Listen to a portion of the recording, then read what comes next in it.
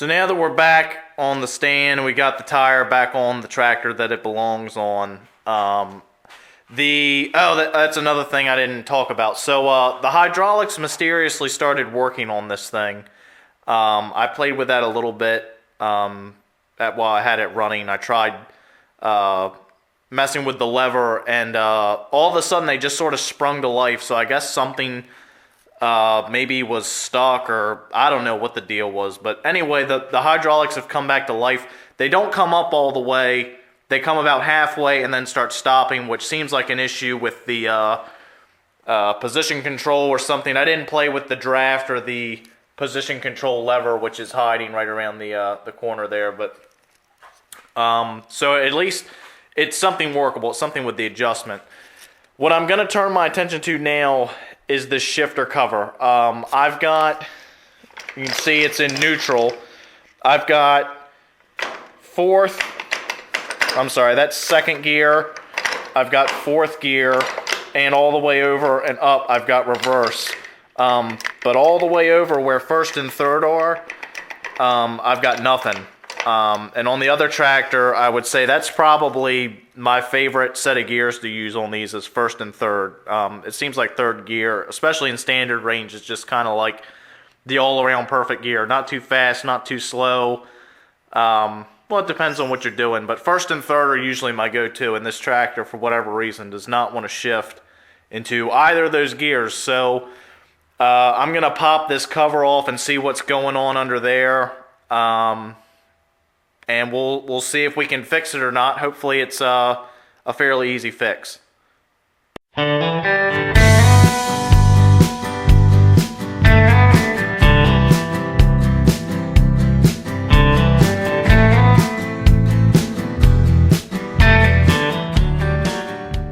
Alright, so I got all the bolts out and I can already tell it wants to come up. So let's give her a little pull here, and there we have it. Let's see what's going on here. This is the bottom side. If I kind of sit this up here on this tire. Yeah, 1 and 3 work there. There's 2 and 4, and there's the reverse side. And it looks like, or appears like, all the gear, or the lever doesn't seem to be stopping on anything, or the shifter, I mean. Inside here, I don't see, kind of roll the gears around, get a chance to look in here and see if any of them are missing any teeth or anything. Everything actually kind of looks pretty good. I don't really see what would be stopping this thing from wanting to shift, so let me get a light and kind of poke around a little more at this thing, and I'll see what I find. Alright, so my rail there was definitely frozen. I gave it a little bop with the brass punch, and it let right loose. But I think the main issue, though, this spring, and there's a little ball in here, which is what the spring pushes down, which is what your detents ride on. I think what happened, this got so caked up with rust in here that basically it couldn't move anymore. And I think it got frozen into the little detent for the neutral position. But now this rail is working fine.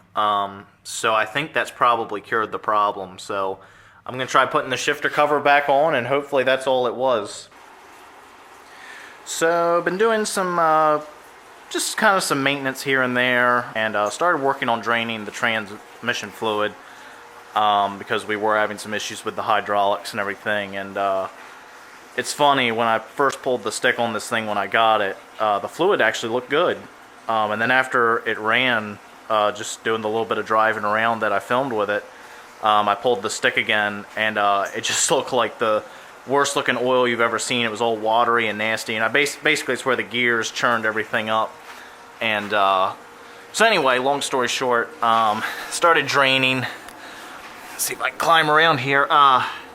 here's your plug for your transmission, and a little further back is your plug for the hydraulic pump area, whatever you want to call that little chamber. And then a little further back you've got a third one for the dip. Now the issue here is that plug there, the top of it has been broken off. It should have been a square head plug. Now I'm not sure whether that's where somebody maybe over tightened it or was trying to get it off and it broke, or my third theory is that maybe if it was bush hogging or something, maybe something hit it, or maybe they were clearing brush or something and something, you know, snagged it or got it. So what I'm gonna do, or attempt to do here, as soon as I find, oh, where is it? Had it just a second ago. So right here I got a just a piece of metal, and what I'm gonna do is I'm gonna weld that to what's left of that plug and see if I can't turn that thing out of there without having to drill it and tap it and all that nonsense. So we'll see how that goes.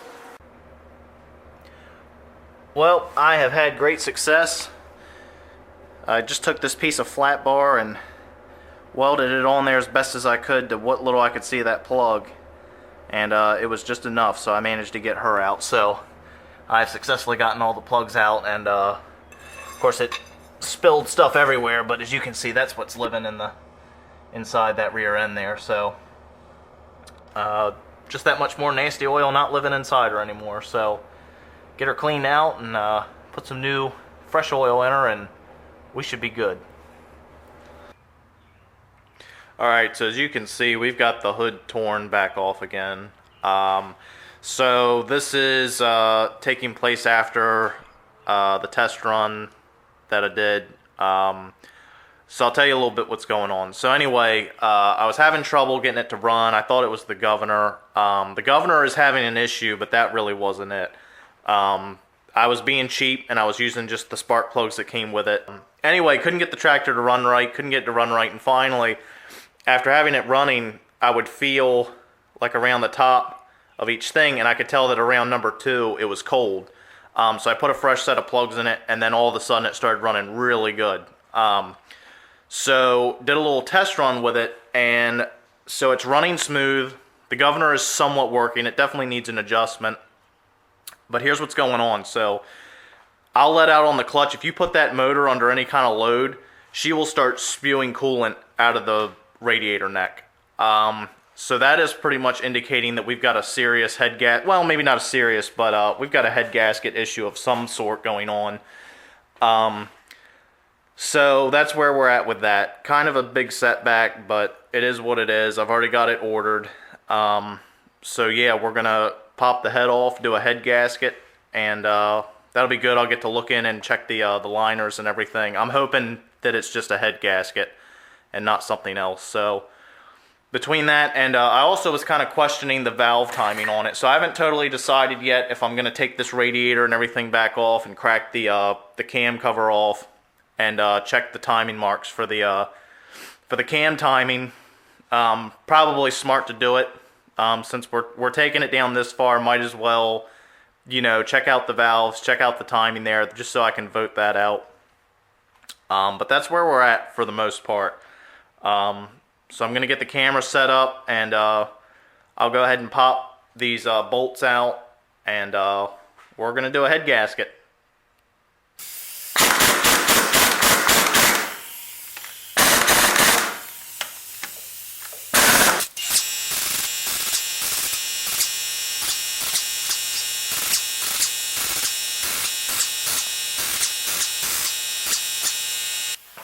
Hook my gun here.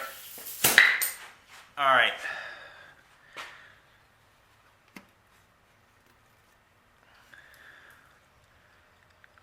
Yep, just like I thought, there's a coolant right there in number 2. Head doesn't look too torn up or anything. Set that off to the side for the moment. And here is our head gasket. I don't really see anything blown out. I do see see what our camera situation is here. Right there between 2, 3, and 4, there's a good bit of carbon buildup, which would indicate that we've got some leakage going on between those cylinders. Let me unhook this real quick. I'm not sure if it ran out of the head or if it's just coincidental, but anyway, this is the cylinder that was in question, and there's definitely coolant in there. It's kind of run down beside the piston nail, but this one had coolant in it. I don't know if that just leaked out of the head when I was taking it out just now or what the deal is, but kind of odd that this was the one in question, and that's where the coolant was showing up. Could be coincidental, but I'm not sure. Let me see if I can pull this off and get a look at the bottom side here. It's definitely got some carbon going back and forth between, at the very least, these two. So I think definitely the head gasket is probably the issue here, and hopefully that's all it is. Got something right there in that, not sure what that is. I'm gonna have to do a little research. I've got something stuck in these two ports here. Not sure what's up with that. But yeah, I'm gonna roll her around, take a look at the liners, and make sure they're all right, and get her cleaned up, and we'll see about putting a head gasket in her.